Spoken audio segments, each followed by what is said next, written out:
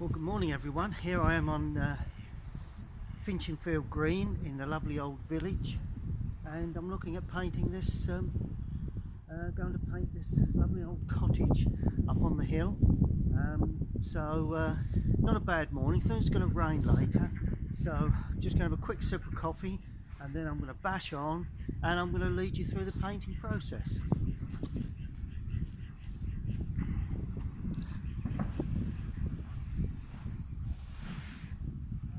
Well, here we are on the green in Finchingfield, and this is the drawing I'm going to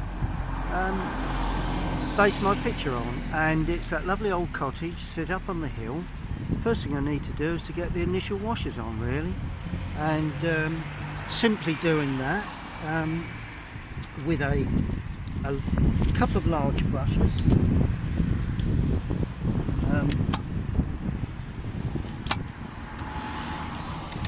First thing we need to do is to put on the initial colours.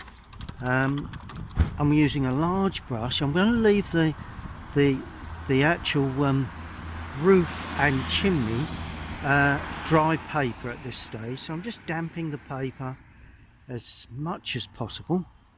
This is going to be quite a quick rendition.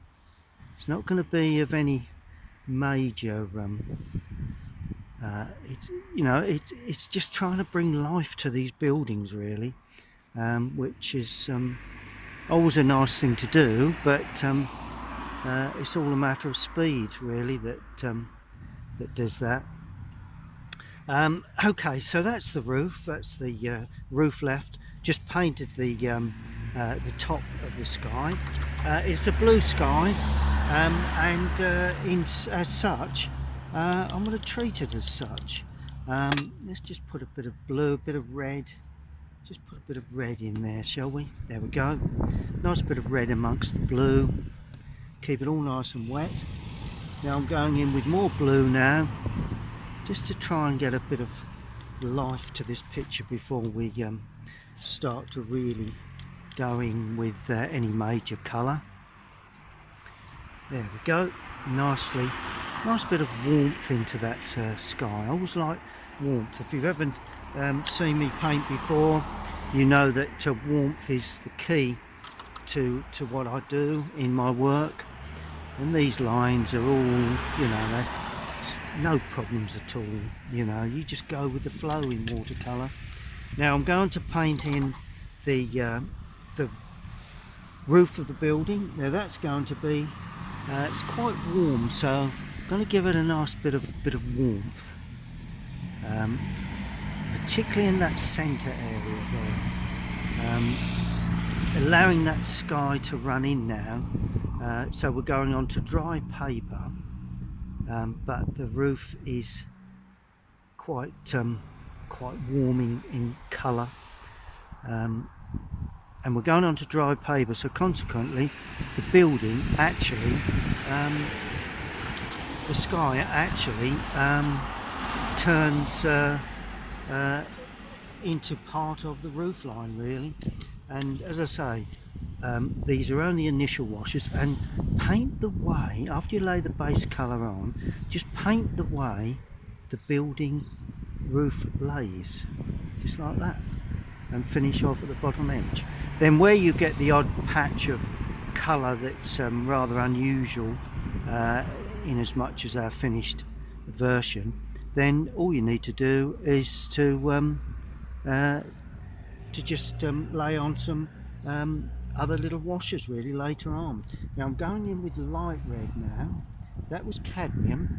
I'm picking up light red now, just for the area along the top of the roof. And notice I'm slanting down again.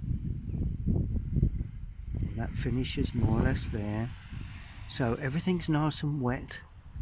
Everything's really interesting. That's the thing with building up these lovely old buildings. Keep the colours and everything interesting. You don't want to lose that lovely interest that we have. Right, now I'm adding blue to that. now to paint, although this is still red, which is a little bit too blue that, I'm going to soften this area away. I'm just going with the flow really. You know, I'm trying to get this building, I'm trying to use warm and cool colours to enhance the overall feel of the picture really. Now I'm going to do the chimney, and that's going to be lovely red. See how red that chimney is? Beautiful. Really gives punch behind the building. And so a bit of wind now. And now I'm going to add burnt umber to that cadmium. So that's the cadmium and burnt umber. And that will give me a real dark sort of chimney. There we go. Dark brown chimney. Look at that. Isn't that gorgeous? And that'll run into the roof. Oh, we'll do this one the same, just for fun. So it's all running, all looking extremely good. Lovely. That's all really beginning to come along. Right. Now with a dry brush, I'm just beading away where we're getting some run. There we are, just bead that away. Still wet, so we can still keep working. Now I'm going to go in with more blue now for the sky, to get a real dark feeling of the sky along the top. While it's still damp, we can do this just a little bit along the top there, just to give an indication. Light coming from the right, so we're going to leave that side. Even put a bit of yellow in there. Let's put a bit of cadmium in there. There we are. In, just to give a sense of light coming from that direction. Look at that. There we go. Lovely. Now the rest of the building is quite light, but it has a small tint. I'm going to put a little bit of raw sienna here, touching with, there we are, a little bit of just a greying to the building. Always a nice thing to do. That gable end as well, just to give that building a bit of life. Just begin to shape it now too. Just trying to get a bit of shape and life to the whole thing. It really is a quite an interesting subject, and painted in this quick, loose manner. I mean, you know, it really is.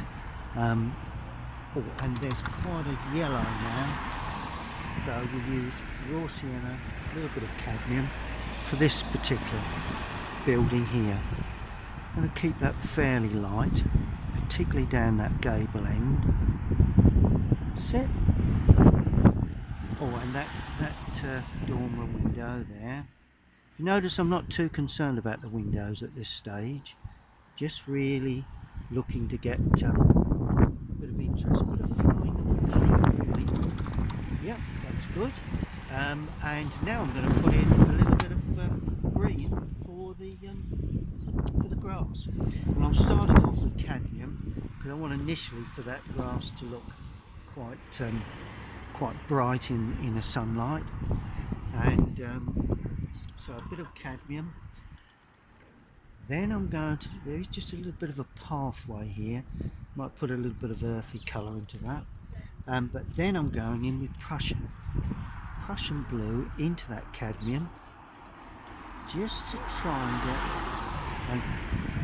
a bit of an unusual sort of green, more forward green, something that's coming towards us.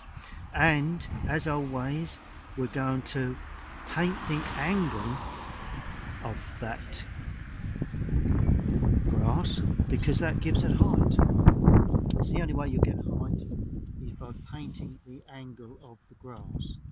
It's quite important that you get that angle to come in like that, because if you don't, then you're not going to get the feeling of height to the grass. There we go. And then I'm putting burnt sienna for a little path. Just a touch of burnt sienna for the path. This is the way you bring your buildings to life. There we are. Now that's the first stage. We need to allow that to dry.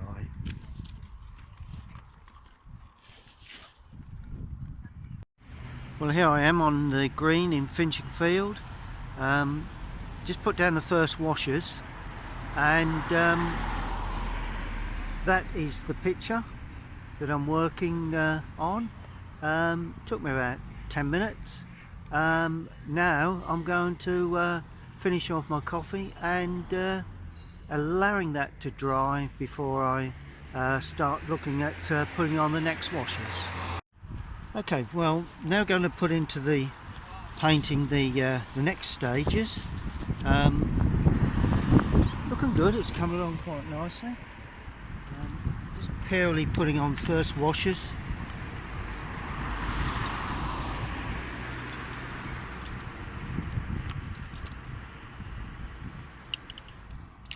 Right, the next stage is to come down with brushes, just a little bit smaller. Brushes, but basically similar colours. It's all beginning to dry now, so now I can overpaint onto dry paper that you know, gives me the opportunity to really bring this picture together. First thing I'm going to do is to lay on the roof again, and this time I'm going to use obviously the roof is quite dark and quite aged, so we need to show a little bit of that, but I'm going to use Indian red with a touch of cadmium yellow. I want to get that aged orange look that I think that will give me, certainly along the ridge tile. There you go. And this ridge tile is quite uneven. See the way I'm dropping that down, leaving some gaps. Always important to pick up the age of these buildings. Now I'm going to use light red into that mix. So there's a little bit of light red in there with a touch of burnt umber, and that just gives me a slightly different colour. And I'm now going to paint across the roof, down the gable, mustn't forget that, and still a little bit damp, which is always a good thing. And if you notice, what I'm doing one side, I'm doing the other, and I'm painting across the roof this time because I want to get that feeling of aged tiles. And the wind's getting a little bit rough here at the moment, but that's all part and parcel of painting outside. Just trying to pick up some shape now. It's important that I do get a bit of shape into this, rather than that roof line comes down like that. There we are. Just to try and pick up a little bit of the angling of the roof and where that dormer window sits and where that sits into that area there. We've got a bush coming in there, but that's not a major feature at this stage. Okay, now I'm adding more burnt umber to finish off the lower part of the roof and dropping back in to other areas of the roof as well. See the way I'm gradually building up layers of texture and colour, all within albeit a very loose feel, and that's really the crucial key to this type of painting, really. And notice how that roof there is particularly dark against the rest. Now I'm going to paint in the other side of the gable, which is there, and it's going to be quite dark. It really sharpens that up. See the way it really gives a bit of punch to that. Now the chimney on the, this is the main sunny side, but face us is still quite sunny, but it's not as sunny. So we've got light side, medium side, then the dark shadows. So this is the, what I'd class as the secondary side of this chimney. There will be shadow work coming in there at a later date. Just want to watch me pot may get blown away here, but as I say, that's all part and parcel of painting in this sort of environment, which is, I just love it. Thought you were painting me. Hello there, how are you? That's me you're painting. Oh. Okay, well, I've just met the lady that lives in this property, and she's been giving me an insight into the age and the way it was built and all the rest of it. And so that's quite a nice little interlude. That's something that you wouldn't get if you was working indoors, painting from a photograph. Okay, well, the next area will be, the roof is laid in basically. The next area will be the grey of the windows. Now, greys is just really a blue and a brown. And I'm using a slightly smaller brush again now. Blue and a brown, so burnt umber, ultramarine. Let's try that, shall we? Seems like a nice grey to me. Slightly greeny grey, that. But not far off with that one, that sort of grey, I don't think. It's not really a blue grey, so I'm putting a little bit of yellow with it, just to sort of gives it a slightly greeny grey, really. There we are. It's quite a muddy looking grey, I suppose you could call it. Right, now this is where we start building up windows. So we have that like that. Nice bit of window work, main area, and then the cross section. This one's the same. It's lovely grey, that. Main area and a cross section. Right, then we've got this window here, and it's all very loose, very free, very easy, and it really is the key to painting these sort of buildings. And I always say it's not until you get the windows in that you actually see the building itself, because it really is the windows that give that effect of light, really, and life into your buildings. Oh, we've got a window here. I missed that out, so let's pop that in now. There we go. That was easy enough. That's good. Okay, we'll allow that to dry. It's quite an easy way of painting windows.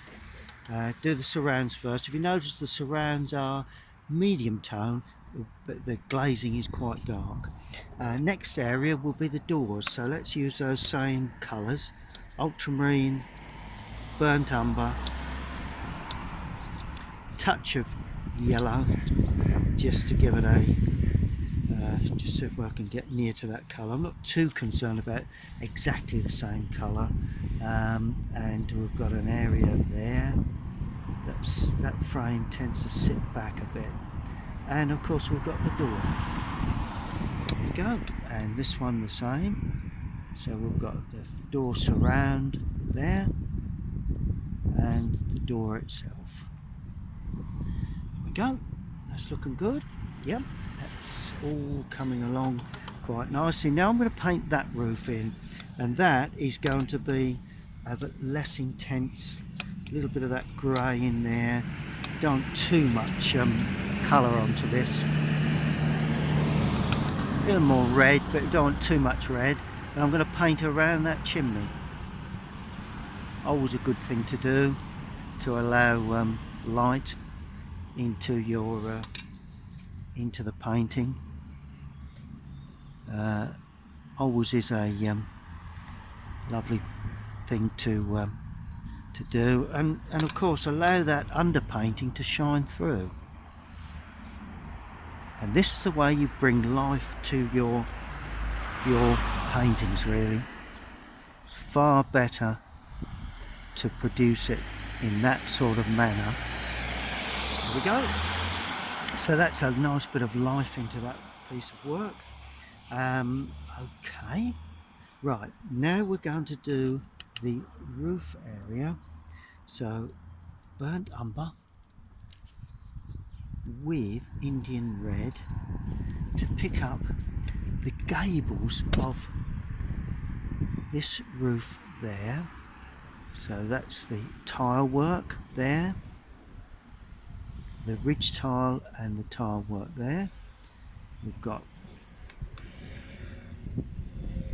Indian red and ultramarine, a little bit of ultramarine, just to pick up the gables. Nice gable roofing like that. It's got a nice bit of overhang.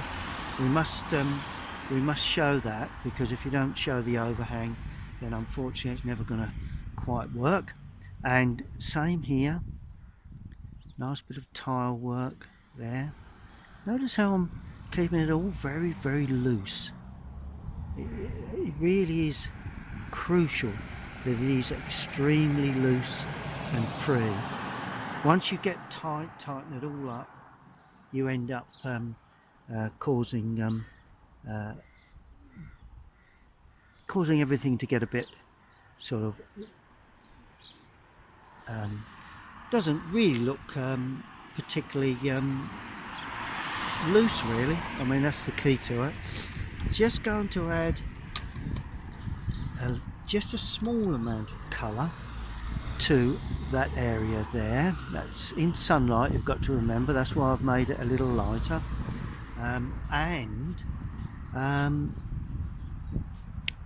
Right, and the roof here, which is going to be got a bit of glow to it, so that's got some sunlight on that roof, so that's why I've left that till this stage there.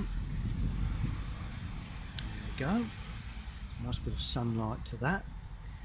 All the same here, of course, mustn't forget this roof here, that's got a nice bit of sunlight to it, so we'll make certain we have light on that. Good. Okay, so that is the windows in, and allowing that just to dry. Okay, well that's the just scan up again to the lovely old building I'm painting. Apparently built in the early 1400s, and that is the progress I've made so far. Now I really need to get some windows in now, so all I'm going to do, use a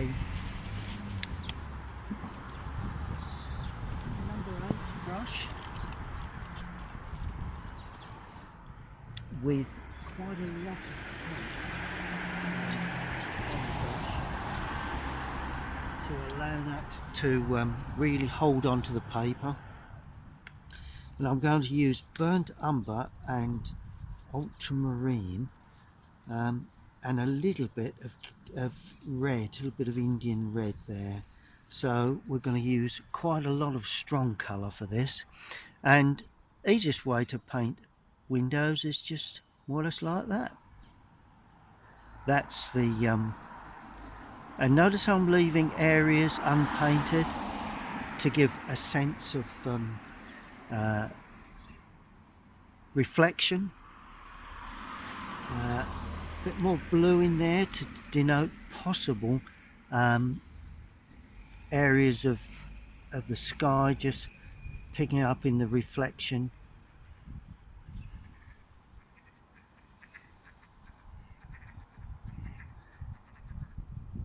go. Look at that. Isn't that absolutely superb? Good. Oh, a bit of red. I saw a bit of red in that, so I'm banging a bit more red into this now. It's probably a building on the other side of the road that's reflecting a bit of warmth into that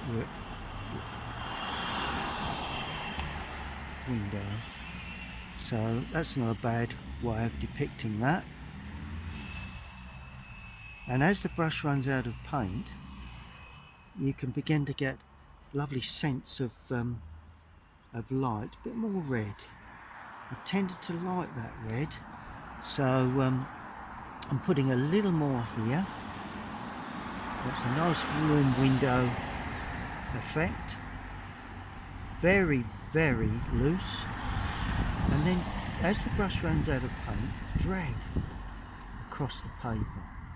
Gives texture, gives a sense of something going on inside the building. There we go. And this one is going to be dark again. Plenty of blue in there. So notice how it's all very loose. I'm not fussing over edges, and that's the key to create a feeling of life into your windows. And while we have this dark colour, I'm going to put in a door knocker onto the door, and a letterbox. Oh, that's just a door knocker, that's okay. And next will be let's just have a quick think. Oh right, okay, yeah, the wood uprights. So it's just dark brown really. I mean, it's black really, but I don't want to be too black with this. And that's the supports for the actual roof itself, the two porch areas. There we go. One there. And notice how I'm trying to break up the paint a bit, trying to get a little bit of light onto that. Just add a little bit more paint there. Harder edge down the back, like that. There we go. So that's the porches. It's all very flat. That's pretty normal at this stage. Okay, now I'm cleaning the brush because I'm going to paint in the lovely old bush that stands there, and take a bit of the moisture off of the brush. And it's Prussian blue with burnt sienna. That's what I see there. So let's get that in. Burnt sienna's a little bit dry at the moment, so that's not picking up. There we go, that's better. So it's a brown green, very, very strong mix. A bit more blue in there, there we are. But a very strong mix. It's quite a lot of punch to this. And all we do, we start off in the heart and we drag down. Once we feel that the brush is loaded correct, then we can then create that feeling of a bush running over the window. There we go. Quite dark, that. It's not a problem with that. I'm quite happy for that to be quite dark. Now I'm going to use quite a brown mix now. So burnt sienna, a little bit of yellow in there for the little bit of hedging there, and it will help now to show off the the picket fencing. See the way I'm depicting that picket fence? Just painting the sections, leaving the fence lighter. So all of a sudden you've created a fern liver picket fence, and then running out of picture is a lovely green that's a little bit less intense than the, little bit less dark than the bush in front, and more or less like that really. Put the gate posts in shortly. There we go.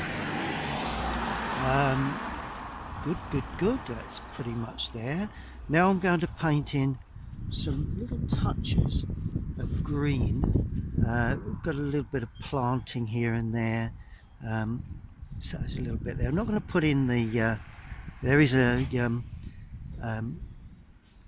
small bench there, but I'm not going to paint that in. Just going to show up a little bit. Oops, just don't let it come down too far. Bit there, a little bit of greenery there. Quite a dark area of green there. So I'm just trying to pick out some greens within this distance area. Yeah. Oh, and there's another, just to hold in, a little bit of green there, but it's lighter. There we go. That's all good. It's really good. Okay. Now let's use some couple of pots, lovely old red pots. So they need to go in. Always gives a nice bit of interest, nice red pot. Right, let's stand one here. One standing there.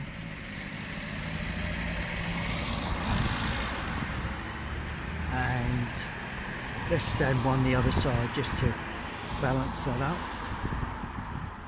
So we've got a couple of pots there. That's it. It's all gives interest to the whole thing. Good. And let's just finish off the window this side. So that window is quite blue. Not going to worry about the framework of that. Just put that in. This needs to be treated very, very simply, because we don't need to have too much interest. That's the main building. These are not of that much interest.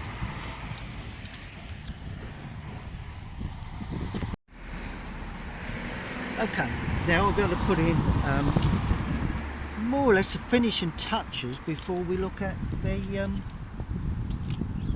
the actual shadows, because shadows are the thing that pulls the complete picture together. But overall, it's coming along quite well. I'm pretty much happy with the way things are going.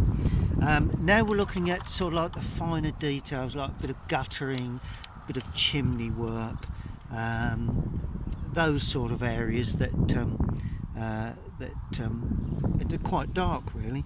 So I'm going to use ultramarine blue with burnt umber. Very, very dark, that's what I'm looking for. Extremely dark.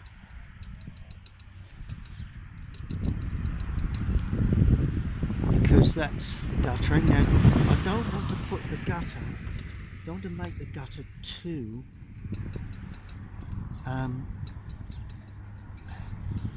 don't make it too.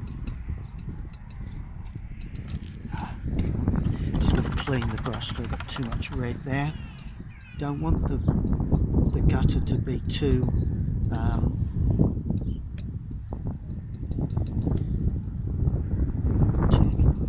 large, too thick, too wide.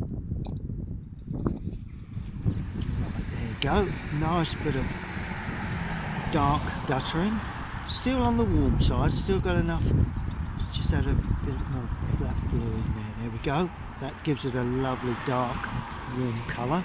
Now the gutter will actually face the or give an idea of where the edge of the roof comes really. Just a bit more water in that. It's a bit claggy.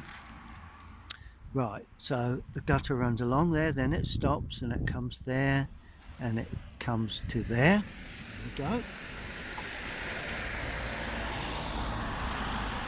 And then it comes along there, and just dips down a touch at the end. That's good. Just putting in a bit at the side there, more or less a bit of shadow sort of work. And then I'm going to put in a little bit of vent work to that chimney. Not until I put in the shadow that you'll see that chimney correctly. Downpipe, yes, I sometimes put them in, sometimes I leave them out, but in this case I think it's necessary at this particular stage to put a bit of downpiping in. That's good. Yep, just having a quick look. Oh, a little bit of guttering here for this building. I'm not too concerned about that building. That's good. Okay. Now I'm going to use a little bit of dark paint just to line up one or two areas that that I think need a bit of attention.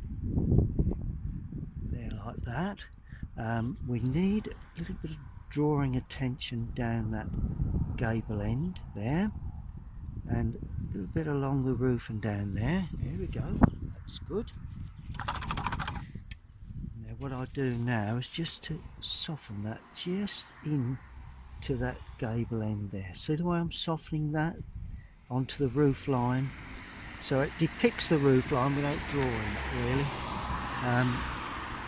Let's just go back a touch more with that just to give it a bit of, there we go, and the same there. There we go, that's good.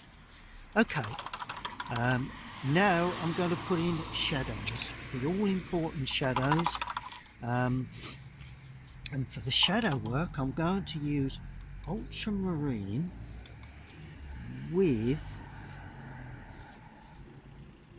a red. I'm going to use cadmium, doesn't have to be cadmium, and I'm going to use quite a strong shadow, and I'll show you how strong here. So that's in shadow, that area of the building there. Just weaken that a touch, just to give a bit of interest there. So that's the corner of that building in shadow. Now I'm going to have a shadow cast. Oh, there is an overhang shadow there, nice wide overhang shadow. Then I'm going to have a shadow cast from that building across this building here. So it's going to come down the corner of that and across like that. So that's from that building on the left. Let's just go a little bit higher with that. There we go. There will also be a shadow on the underside and down the right hand side of that window. Same there. And all of a sudden it begins to take shape. Now I'm adding a little more blue now because I want a nice cool shadow for the overhanging.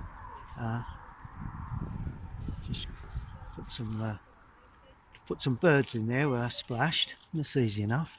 Now I'm going to put a nice deep dark shadow down there. That's it. Probably a little bit strong that. Let's just weaken that a touch in a sec. Another shadow down there, and there would be a slight overhang shadow there. And this is where the building comes to life, because without the overhang shadows it has no life at all. Okay, now the chimney would have shadows, and any little areas of the chimney that protrude like that, and of course down the left hand side of the pot, and that's where the red comes in. See how it's lovely and red on the right. This chimney pot here will have shadow like that. We'll also have a lovely shadow on the overhang there and on the back edge there. That's good. It's looking quite healthy. Now a lovely slanting shadow.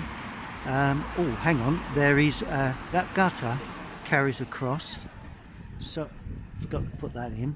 Now there is a lovely slanting overhang shadow there. There is a shadow from the gutter, and then of course that would then cast a shadow like that. All will be revealed when we extend that through to there. Remember the light coming from the right with a bit of shadow for the gutter in there, another area of light there, so it's another shadow, and we have another shadow across there. There we go. That's looking good. All coming along quite nicely.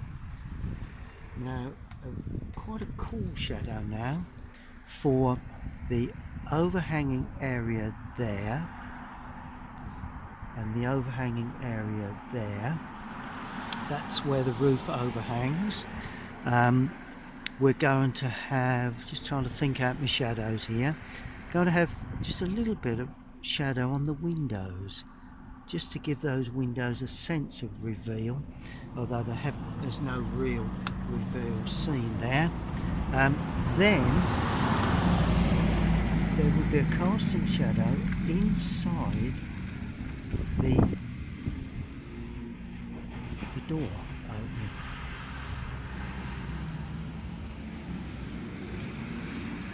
Like that. And down the door. And that just shows up the corner of that. There we go.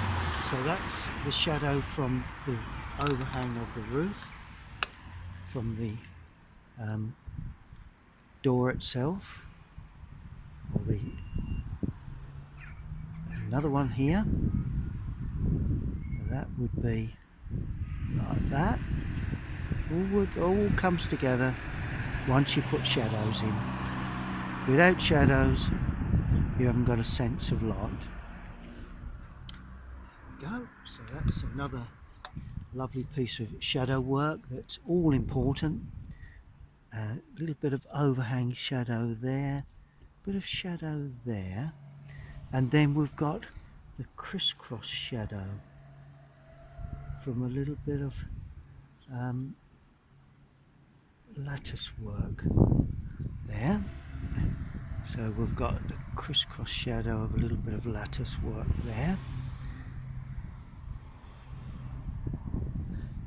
Go. And then of course we then have not quite such a dark shadow now for the overhang of that roof. Now that possibly that sort of angle could very well begin to show somewhere there and slant across like that.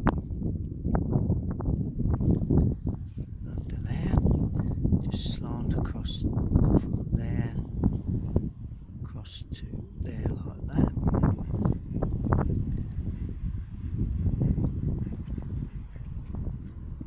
There we are. That's good. Yep, that's looking good. And then we're looking at shadows on this greenery really. A bit of shadow there on that, running across.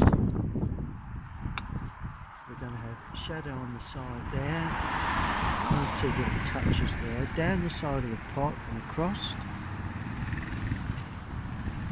Right there. Bit of shadow work there. Not that there's any planting, but that's the way I see it anyway. That's it. and then this tree would have this shrub would have a little bit of shadow on there, and that of course would then cast lovely shadow across that area, a little bit down into there, a bit of shadow there. Let's just put a little bit of weak shadow on the overhang of that there, across the top down the right, across the top down the right, a bit of weaker shadow here, down there.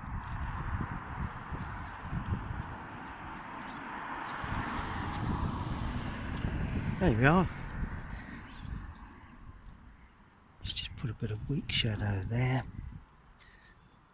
Looking good. Just need to lift that off before I don't really want to mark there too much. But that's a good thing about being loose, it doesn't really make a big amount of difference. Yep, that's looking good. Oh, now some dark green shadow. It's a bit bolder now, so I'm going to use a larger brush for this, because I need this lovely bold shadow work in the foreground. I'm going to use Prussian blue with a touch of cadmium.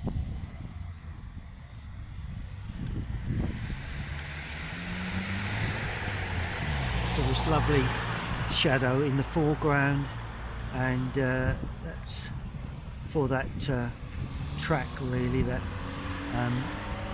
grassy tufts there.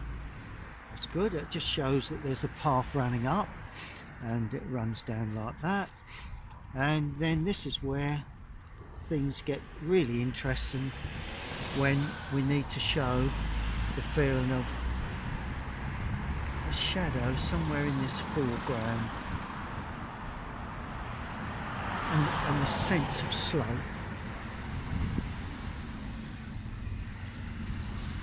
There we go. And then we just use the side of the brush to create texture, just to give a sense that that actually slopes down. With a nice bit of light coming in there, softening off. It just gives a feeling of entrance, and throws the picture into perspective really. A little bit more blue going in, a little bit of burnt umber perhaps, a bit of burnt sienna, just to try and get a little bit more colour into this foreground, a bit more depth of shadow. There we go. So that's lovely. Good. Okay. Well, that's pretty much finished really. All we need to do, as I always say, is to sign it. I'll allow it to dry just for a moment. Just going to put a couple of birds in the sky. I've splashed the paper, so may as well just pop a couple of birds in. There, one there, one there, and one there. Just to cover up the splashes really. And there's an area of depth there that I want to lose. Don't really need that. So what I'm going to do, quite simply, is to damp the paper there and throw in a little bit of sort of weak green grey, just to try and remove, just to give a bit of mystical feel to that area there, rather than being completely white. Okay, now all I'm going to do now is to sign it, and I'm going to sign it in this corner here, because I just feel that that's where it's probably best.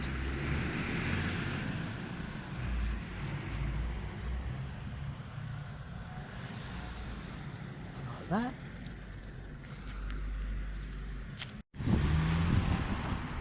Now what I'm going to do, I'm just going to put in the last few little finishing touches. Now I always say about finishing touches, but you can go too far with this, but I do feel there's a couple of areas where I do feel that we need some little real, just one or two little sharp areas here and there, just tidying up little edges, just to give those windows just a tad more depth.